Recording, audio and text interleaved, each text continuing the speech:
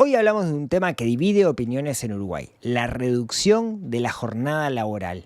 ¿Es viable? Veamos.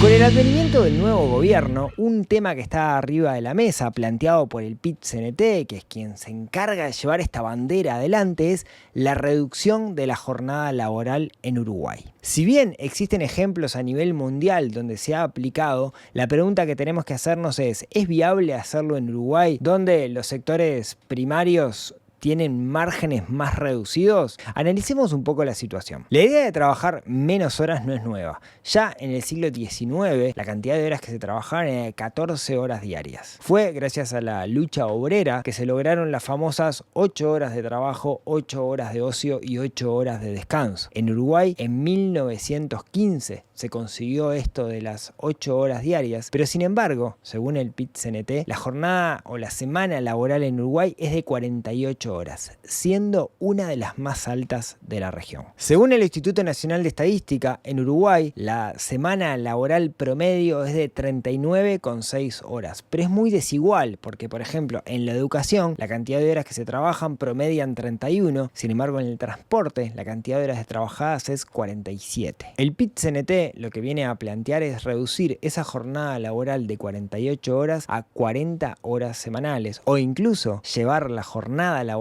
a 6 horas diarias. El argumento principal es que con la productividad que se consigue el día de hoy es viable poder conseguir exactamente la misma cantidad de trabajo con menos tiempo. De hecho, en los últimos años la productividad ha aumentado muchísimo, pero el salario real no ha acompañado el mismo aumento de productividad. ¿Es realista esto? Bueno, para Uruguay, donde los costos laborales son muy altos y muchas empresas están al límite, la realidad es que no lo sabemos. Desde el punto de vista empresarial, lo que se dice es no podemos cortar todo con la misma regla. Cada sector debe tener sus propias reglas porque son todos distintos. Por ejemplo, en sectores como el agro o el comercio minorista, si nosotros tenemos que reducir la jornada laboral, lo que tenemos que hacer es pagar horas extras. Y muchos negocios están al límite y quizás no puedan hacer esto. Según Daniel Fernández de Cambadu, hacer esto sería imposible para muchísimos negocios a menos que tengan apoyo estatal. Ahora, ¿qué ha pasado en el mundo? Países como Islandia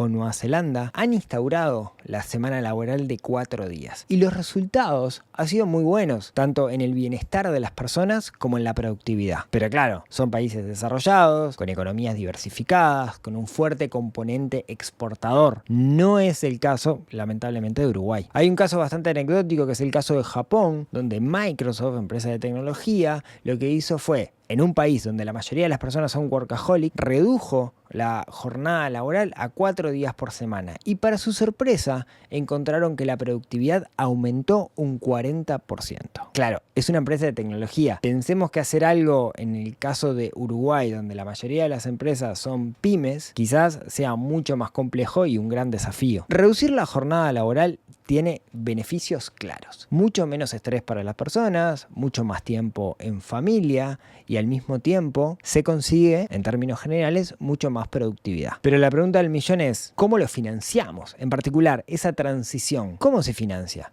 La realidad es que un Estado uruguayo, con el déficit fiscal que tiene, no tiene mucha espalda como para poder ayudar a las empresas en este proceso. De hecho, en Europa algunos países lo hicieron y fue gracias al apoyo del Estado. El Estado uruguayo hoy no tiene capacidad para poder hacerlo. Una duda que queda es que en un país donde el multitasking es parte del día a día, quizás algunas personas que tengan más tiempo aprovechen ese tiempo como para buscar otro trabajo. Dado los niveles de ingreso de los trabajos primarios, eso no sería raro y a la larga sería contraproducente porque habría menos personas empleadas. De hecho, hoy, según el Instituto Nacional de Estadística, el 20% de los uruguayos trabaja más de 44 horas. La propuesta es ir haciendo un cambio gradual. Lo que tenemos que preguntarnos es, ¿todos los comercios lo van a resistir? Y si no lo resisten, ¿cómo se va a financiar? ¿El Estado tiene margen para poder ayudar a esos pequeños comercios? En países donde las cosas andan muy bien, es claro que se puede hacer. Pero en Uruguay, que estamos más justos, ¿es viable?